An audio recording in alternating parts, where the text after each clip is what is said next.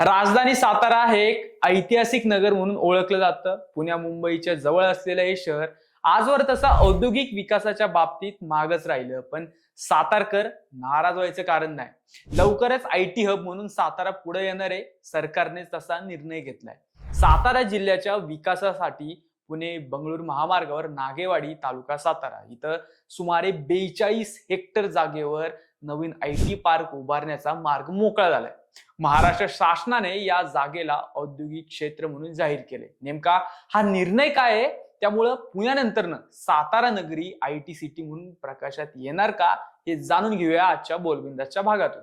नमस्कार, मी श्रीहरी आणि आपण बघताय बोलबिंदास. सातारा हा राजकीय दृष्ट्या संवेदनशील जिल्हा. तसा काही भाग सदन तर काही भाग विकासाला पारखा. इथं उद्योगधंदे आले पण म्हणावे तसे वाढले नाही. आता पुण्या मुंबईवरचा ताण हलका करण्यासाठी साताऱ्याला झुकतं माप दिलं जात असल्याचं दिसून येते. राज्य मंत्रिमंडळाच्या बैठकीत बुधवारी 4 महत्वाचे निर्णय झाले. त्यातला एक म्हणजे साताऱ्याचा. यातून जिल्ह्याच्या विकासाला मोठी चालना मिळेल असं मानलं जाते. सातारा जिल्ह्यात मौजे नागेवाडी नावाचे एक गाव आहे. येथे IT पार्कला जमीन देण्याचा निर्णय शासनानं मंजूर केलाय. त्यानुसार महाराष्ट्र औद्योगिक विकास महामंडळ म्हणजेच MIDC 42.55 हेक्टर जमीन देण्यात येणार आहे. सातारा जिल्हा आणि परिसरातील IT क्षेत्राला यामुळे प्रोत्साहन मिळणार आहे. त्याचबरोबर सातारा व अन्य भागातील युवकांना रोजगार व्यवसायाच्या संधी मिळणार आहेत. याबाबत सार्वजनिक बांधकाम मंत्री शिवेंद्रराजे भोसले यांनी सतत पाठपुरावा केला होता. IT पार्कचा मार्ग मोकळा झाल्यानंतर शिवेंद्रराजे यांनी मुख्यमंत्री देवेंद्र फडणवीस, उपमुख्यमंत्री सुनेत्रा पवार, उद्योग मंत्री उदय सामंत यांचे आभार मानले. खरं तर सातारा जिल्ह्याच्या विकासाच्या दृष्टीने नागेवाडी येथील प्रास्ताविक IT पार्क हा केवळ एक औद्योगिक प्रकल्प नाही, तर परिसराच्या आर्थिक आणि औद्योगिक विकासाचा मापदंड ठरू शकतो. मुळात पुणे बंगळूर महामार्गालगत असलेले हे स्थान आहे. इथे मोठ्या प्रमाणावर उपलब्ध करून दिलेली जमीन हा प्लस पॉइंट आहे. सर्वात प्रथम रोजगार निर्मिती हा या IT पार्कचा सर्वात मोठा आणि थेट फायदा असणार आहे.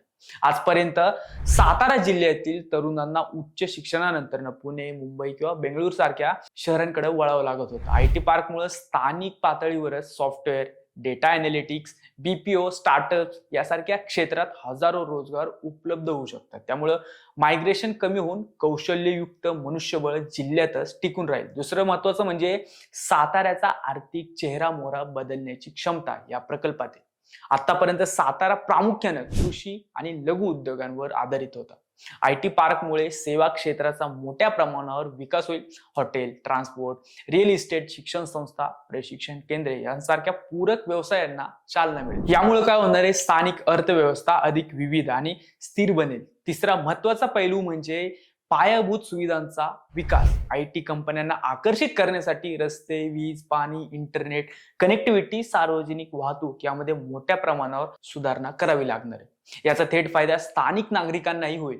नागेवाडी आणि आसपासचा परिसर स्मार्ट इन्फ्रास्ट्रक्चर असलेल्या भागात विकसित होण्याची शक्यता आहे. तसंच CIIT सारख्या तंत्रज्ञान आणि प्रशिक्षण केंद्रामुळे स्थानिक तरुणांना उद्योग सुसंगत कौशल्य मिळतील.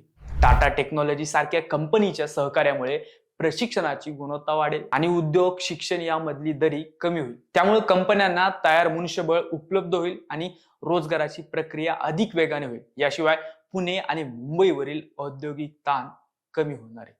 त्याच्या दृष्टीने हा प्रकल्प महत्वाचा आहे.